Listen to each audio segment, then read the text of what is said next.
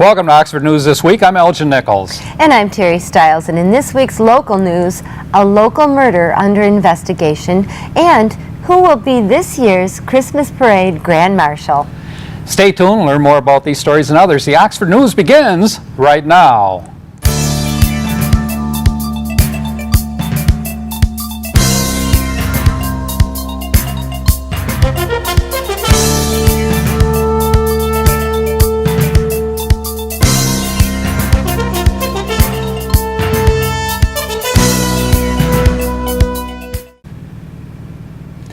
A Carroll mother reported to Oakland County Sheriff's deputies her infant daughter wasn't returned by the baby's father following a divorce visitation rights.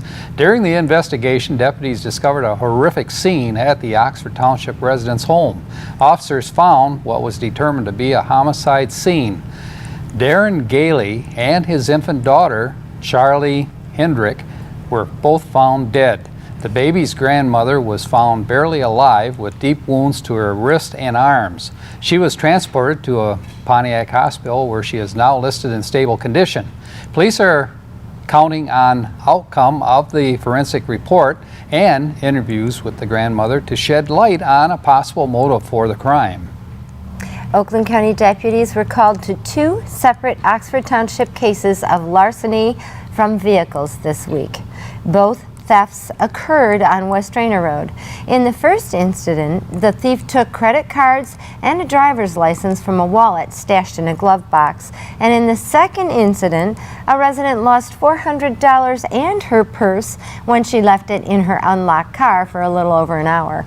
Oakland County sheriffs are investigating clues from both crimes. So if you have any further information to help stop these acts of cold-heartedness, please contact the Oakland County Sheriff Department.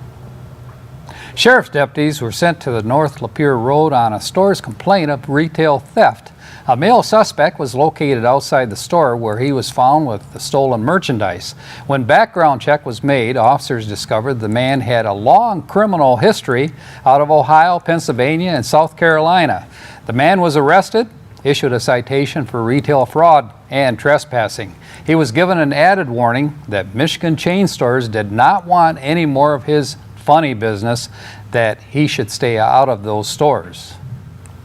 A local woman gained assistance from the Oxford Village Police to oust her uninvited brother from her home. After a recent release from the hospital, he showed up at her home and moved in without permission. Officers performed a background check on the brother and decided to agree to go to her home and assist her with the issue. And police investigated a report that vehicles were seen driving on a bike path on North Oxford Road towards Lakeville. Witnesses were able to prove the vehicle descriptions and are pursuing resolve of the complaint. Local Oxford police were called to Jordan Way in Oxford on a complaint of hearing footsteps in the basement, voices in the garage, and outside of a woman's home. The investigation could not determine any evidence of intrusion. The report remains open for future action. Last week, a 71-year-old Addison Township man driving a pickup truck pretty much remodeled downtown Washington Street. When his foot got stuck between the brake and the gas pedal, the driver lost control of the vehicle. When the truck came to a stop, the damage included 3 light poles, 2 trees, 1 street sign, and a control box that operates the signals for the traffic light at Washington and West Burdick Street locations. Pending further investigation, no citation was issued. Thanks to the great cleanup by Fire Chief Pete Schultz and crew and the Oxford Village Department of Public Works, it didn't take long to get Main Street traffic moving again. The parade committee has spoken, and the Grand Marshal for Oxford's December 6th Christmas parade is former Oxford School Superintendent Dr. Mark Orchard. Dr. Orchard is well known and respected in this community because he began his career as a chemistry physics teacher in Lapeer, and later he was hired here by then Superintendent Roger Oberg to work at the Oxford High School in the same teaching capacity. He eventually worked his way up the ladder, and the parade will take place on Saturday, December 6th, starting at 2 p.m. He was in this community for a long time. Congratulations from all of the staff at OCTV. Well, you know, that parade should be a lot of fun. And I know we're going to be in it. Yes, Oxford Community Television. Yep, we'll be there, and we're in it and covering it, Right. which is really great. And speaking of Christmas, though, have you got your shopping all done? I do. Finally. Well, I have a few things to pick up here and there, but I did that Black Friday web sale thing, and I was happier than a lark than on Saturday. On Saturday, I didn't have to do any more shopping. It was great. They actually have indicated that the sales haven't been all that great, you know, for Black Friday. I think it's probably because people see sales every week, you know, promoted by the Yeah. various chains out there. Yeah. Almost every week there's a different promotion. Now, I always preferred to buy from the local businesses. Yeah, you bet. There's getting to be fewer and fewer of those as the chains have taken over that Right. that merchandise area. Well, that was my reasoning for going online. I found all these small little online businesses that had some really deep discounts, little things for like kids, go to a Brainiac store. But also here, I've been noticing on Facebook, our local businesses are promoting Shop Small, I think is what it's called. So keep an eye on Facebook. It's really cute. Each store owner has this little sign, Shop Small. So I'm going to encourage everybody to support local as well. And as we drove through town the other day, my wife and I, people are fixing up the windows Nice. so that they're all Christmassy, and really I look forward, you know, to seeing how Yeah. these stores are actually Yeah. going to look when they're ready. Yeah, it's really Yep. nice. And that December 6th Christmas parade will set it all off. Yep, we'll see if we can take Russell, one of our camera people and editors, and put him Yeah. way up high. Oh, poor Russell. He's So, afraid for of the heights. camera. But that might happen. And that's it for Oxford News this week. If you'd like to learn more about these stories and others, stop by your local stores and pick up a copy of the Oxford Leader newspaper, or better yet, catch us right here at OCTV Oxford News. And this is OCTV, where we bring your news closer to home. And coming up next on OCTV, Oxford Local Sports with Andy Curtis, Oxford School News with John Ochins, and join us with Auto Talk and Science in the News with Dave Kenny. This is Oxford News This Week, where your news is closer to home. And I'm Elgin Nichols. Remember, always be kind to your friends and neighbors, and thanks for watching.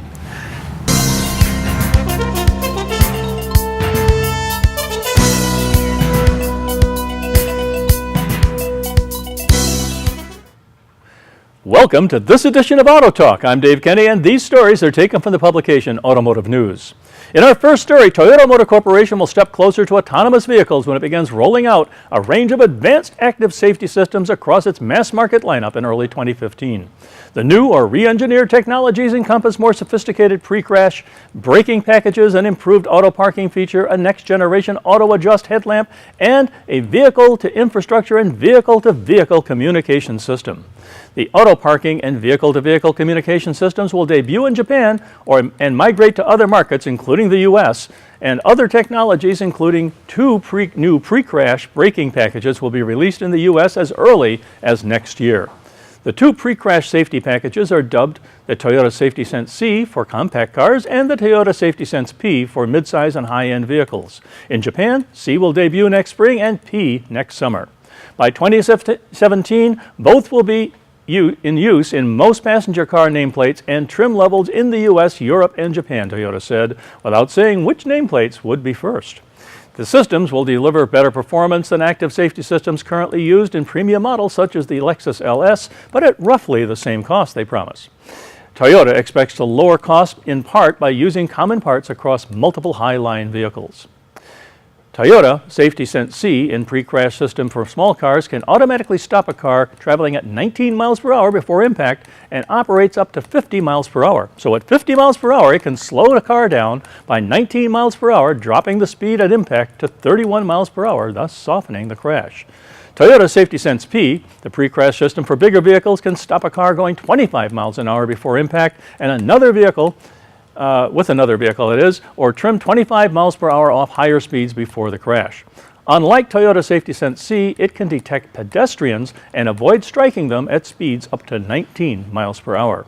Toyota's new auto parking technology also launches next year. It builds on the company's intelligence clearance sonar system, which is available outside Japan only in the Lexus NX. It enables self-parking in a wider range of difficult-to-park spaces. It also uses a new approach called see-through view that improves visibility of the vehicle's blind spots. Toyota's existing panoramic view monitor gives an overhead view from outside the car. See-through view gives a view from the driver's seat as if the vehicle itself were transparent, providing a more intuitive picture of potential hazards. Toyota's next-generation adaptive high-beam headlight uses multiple independently controlled light-emitting diodes. The LEDs can be better controlled for more focused and nuanced illumination without blinding oncoming drivers or pedestrians. Light is distributed based on the operation of the steering wheel. Toyota's current adaptive high beam system uses only 2 light sources per headlamp. The new one uses 11 LEDs on each side.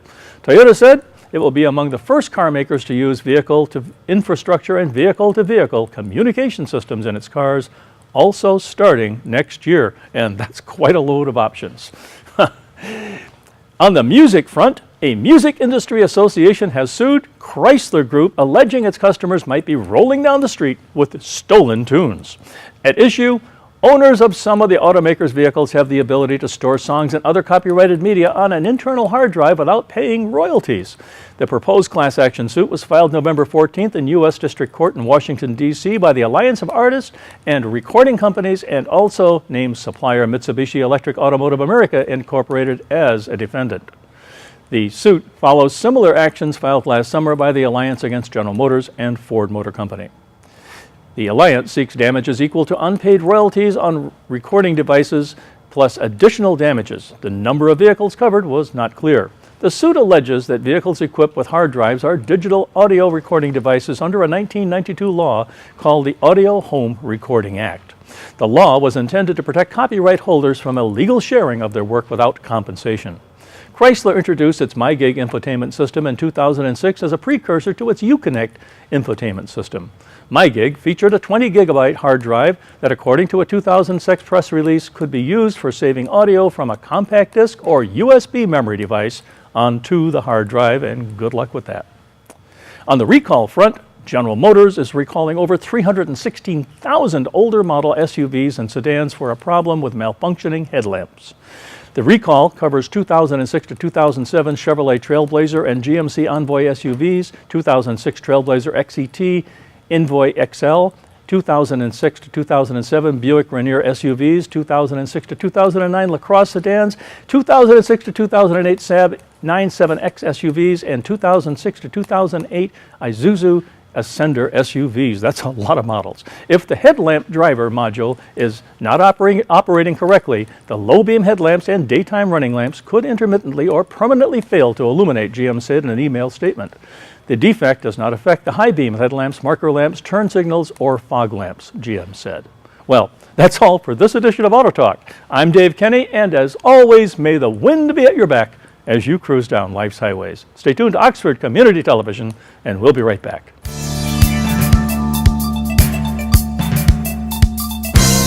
I'm John Ochins, and welcome to the Oxford Wildcats School Update.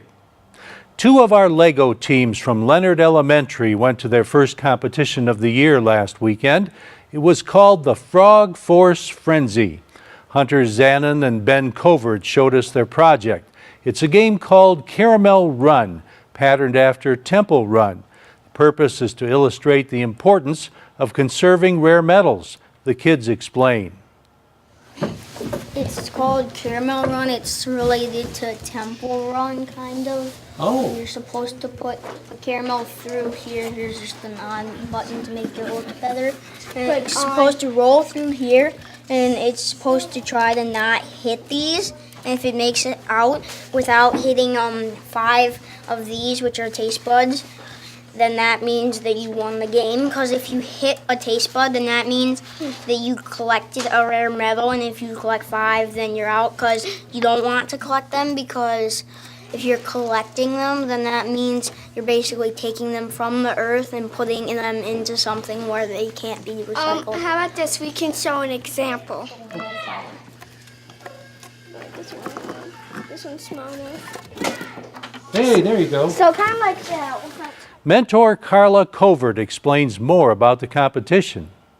The age group is 9 to 14. But I have 3 teams, and you can register for different tournaments. Our Executrons that went to the practice tournament in Armada back on November 1st, they're going Saturday, December 6th. In all, there were 32 teams attending the games. Unfortunately, our kids didn't take any firsts this time, but there are a lot of chances left in this school year. Oxford Bridges, our alternative high school, celebrated Thanksgiving with, you guessed it, a turkey dinner. It was a good one. Besides yours truly, they invited Oxford school board members and the school administration. It was a great event. It's always nicer to eat turkey than it is to talk it. As we were walking through Oxford Middle School, we heard some angelic voices coming from one of the classrooms. They happened to be Jan Flynn's 6th grade singers rehearsing for their holiday programs. Let's have a listen.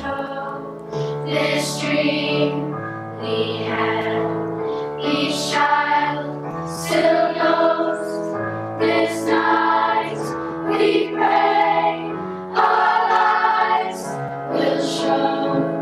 This dream we had, each child still knows. This night our lives will show.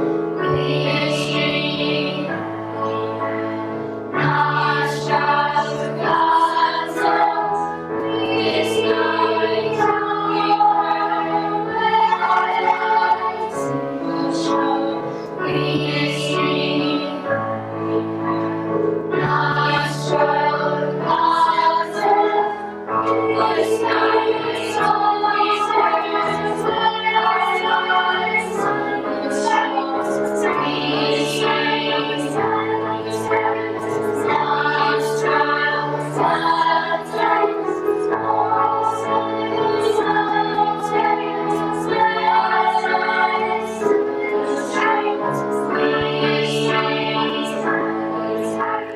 Jan Flynn's 6th grade singers from OMS.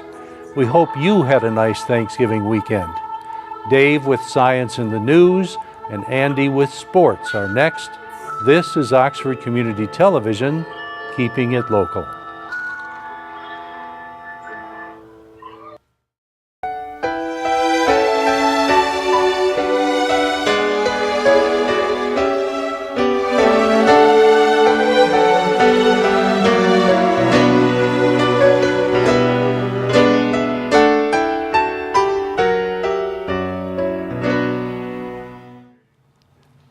Hello, Wildcat fans. This is once again your Oxford Sports Update. Well, with the holiday season already bearing down on us, that means local Wildcat athletics are kind of slow this week. But luckily for us, our college and pro teams are still giving us a lot to watch.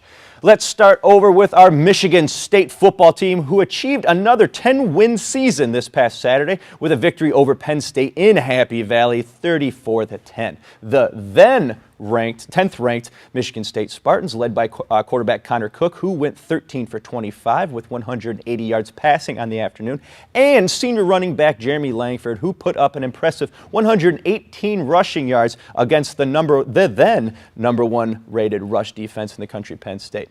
Now, this win and losses by Georgia and UCLA all but guarantee MSU to play in a New Year's Day bowl game, which, if they can win, will be another huge milestone for Coach D'Antonio's program. Now, they should know where and who they will be playing after the last playoff rankings come out December 7th. Now, a different kind of milestone happened this weekend for U of M head coach Brady Hoke, who lost again to rival Ohio State 42-28, ending the season at 5-7 and 1 win away from being bowl eligible. Now, this loss will more than likely be the last for Coach Hoke, who those in the know seem to think will lose his job in the upcoming weeks.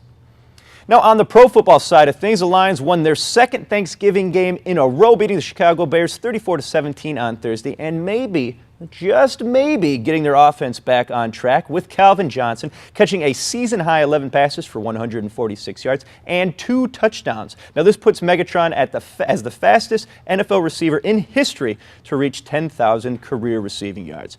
Now, Leos are now currently 8-4 and still 1 win behind Green Bay for first place in the NFC North, and they'll look to improve to 9 wins this Sunday against Tampa Bay at home. Over on the hardwood, the 20th ranked MSU basketball team lost to the 11th ranked Kansas in the championship round of the Orlando Classic Sunday, 61-56. Travis Trice and Denzel Valentine each scored 14, leading the team, but everyone else overall played very subpar, shooting just 8 for 33 in the second half and 1 for 9 from three-point range.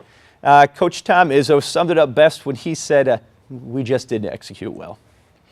Over on the opposite side of the success scale, our Detroit Red Wings got another huge win over Vancouver on Sunday, 5-3, and are now up 33 points, just barely on the outside looking in at first place in the division. Gustav Nyquist and Pavel Datsyuk both had power play goals, with Datsyuk adding an empty netter with 49.2 seconds left. Other goals scored, just for fun, were by Nicholas Cronwall and Danny DeKaiser. And now, for your sports vocab word of the day, QB spy. Now, QB spy is a defensive football play where the linebacker or defensive back is designated to just watch the other team's quarterback from behind the line of scrimmage and prevent him from running the ball. So now you can impress your friends with that. Now, I am Andy Curtis. Remember, you can catch all of our broadcasts of your favorite Oxford High School games between 1 and 6 right here on OCTV, or check us out online under the program section of OCCTV.org.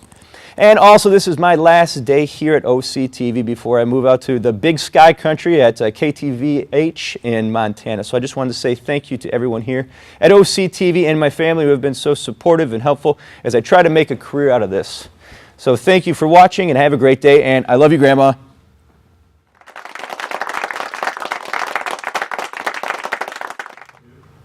Welcome to still another segment of the news we call your weekly calendar of events, where we feature your weekly calendar of local Oxford and Addison community events, including charity, special fundraisers, and general community information. Now, if you or your organization would like help to get your message out to the public, contact us for detailed information at our studio phone number at 248-628-9658, or you can go to our website at OCCTV.org. If you're a senior, set your calendar for Tuesday, December 9th, 12 noon. The Rotary Club of Oxford hosts the annual Christmas party for seniors at the Oxford Hills Golf and Country Club, 300 East Drainer Road in Oxford. The program will include free turkey dinner and entertainment. For more information and reservations, call 248-969-5065. On Wednesday, December 10th at 6:30 p.m., check out the presentation from the Smithsonian exhibit at the Oxford Public Library on Pontiac Street in Oxford. Find out about some of the worst jobs in American history, from the most dangerous to the most unsavory. The custom presentation will be made by state scholar and professor of U.S. history from the University of Michigan, Thomas Hinthorn. The U history buffs won't want to miss this December 10th presentation. Friday, December 12th, 6:30 p.m. to 9 p.m., join in on the celebration hosted by Oxford Public Library. This after-hours celebration will include music by harpist Donna Novak, harp beat, and served with a selection of refreshments from some of our finest local eateries. Bring a friend and enjoy December 12th with an evening of free entertainment. Thursday, December 16th, 2 p.m., come to the Oxford Public Library and play traditional bingo and win books. Bring a friend and yourself to this fun, enjoyable group who will welcome you with open arms. For more information, call 248-628-3034. Now, if you represent an organization wishing to show your support for our local Oxford school sports, music, concerts, or any of the many programs broadcast by our TV station, you could become a sponsor or an underwriter of OCTV. The promotional television spot would be created and recognition would be given to you by our sports announcers during the event. It's easy and it's inexpensive. For more information, contact our TV station manager, Bill Service, at 248-628-9658, or you can send a message of interest to Bill's email address, manager@occtv.org. Now, we at Oxford Community TV would like our television viewing public to learn more about your club or organization's special upcoming event or charity. So if you would like to get your special event mentioned on our television show, call us at 248-628-9658 or go to our website at occtv.org. Just one final reminder, you can locate our OCTV program schedule by going to our website, occtv.org, and clicking on Schedule. There you will find a list of OCTV broadcast programs, dates, and times. And one program I highly recommend is Bill Service, who always has interesting local stories and interviews on our Community Access program. Just check it out. This is Oxford Community Television, OCTV. I'm your host, Elgin Nichols. We invite you to join us again for the next segment of your weekly calendar of events. This is OCTV, Oxford Community Television, serving Oxford and Addison Townships with the best in local programming. On Charter Channel 191, AT&T UVerse Channel 99, and our website, OCCTV.org. OCTV, we provide local programming that brings you closer to home. Welcome to Science in the News. I'm Dave Kenny, and these stories are taken from the publication New Scientist. In our first story, the U.S. Food and Drug Administration is encouraging the country to become a nation of calorie counters by ruling that fast food chains must include their food's calorie content in their menus. The rules also apply to alcoholic drinks and to food sold at theme parks and cinemas. So start counting. On the computer front, someone's been busy. Malware has been spying on computers in Russia, the Middle East, and Europe since at least 2008, security firm Symantec said this week. Governments, businesses, and individuals have been targeted by the malware, Regin, which the firm says is one of the most sophisticated spying tools it has ever seen. They suspect that it's state-sponsored. Regin attacks a computer in multiple stages, each heavily encrypted, making it difficult to detect the attack even occurred. Symantec says it's likely took years to develop and is similar to Stuxnet, a worm that targeted Iranian nuclear facilities in 2010 and, according to NSA whistleblower Edward Snowden, was developed by the U.S. and Israel. Symantec says it tracked versions of Regin from 2008 until 2011 when it disappeared before re-emerging in 2013. The software can capture screenshots, recover deleted files, and steal passwords, so be careful and keep your virus checker updated. On the pet front, you're so right side. The left hemisphere of our brain seems to tune into phonemes in speech that combine to form words, and the right hemisphere focuses on the rhythm and intonation of words, which can carry emotional information. Animals may do the same when processing sounds of their own species and perhaps even when hearing humans speak. To test whether domestic dogs have learned to process human speech as we do, researchers in the UK placed 25 dogs between two speakers. They played them snippets of speech such as the command, "Come on then." The assumption, based on previous research, was that animals primarily use the left hemisphere to process a sound will turn its head to the right and vice versa. When a command was delivered in a flat emotional tone, 80% of the dogs turned their heads to the right, suggesting they were concentrating on the words and not the emotion. If the commands were said in an emotional tone, but some consonants were removed to make the words unintelligible, most of the dogs turned to the left. This suggests that dogs, like us, process different components of human speech in different parts of the brain. The work suggests that dogs have learned to recognize a handful of human words that carry meaning. So a dog really does listen to its master's voice. Wasn't that the old RCA emblem? In our next story, easy weight loss always comes with a catch. A plant extract has helped obese mice turn off the calories without exercise, but there are concerns over its safety. The fight against obesity gained ground in 2009 with the news that our bodies carry deposits of brown adipose tissue, a type of fat that burns calories by turning energy into heat. Since then, researchers have been trying to ramp up brown fat activity. Enter berberine, a plant extract found in many Chinese herbal medicines. It has been linked to reductions in insulin resistance in animals. Gua Ning at the Shanghai Jiangtao University School of Medicine gave it to mice every 3 days for a month. Scans showed that their brown fat burned more calories than that in mice not given the extract. There were also signs that the animal's ordinary fat had begun to act like brown fat. As a result, the mice had better control over their weight. It's quality research, says Henri Huttunen at the University of Helsinki in Finland. But even if these results are repeated in people, berberine may not be the answer. Work by Hutunen suggests that it may have a toxic effect in the nervous system of rodents. So we're watching that one. Well, that's it for this edition of Science in the News. I'm Dave Kenny. Stay tuned to Oxford Community Television. We'll be right back.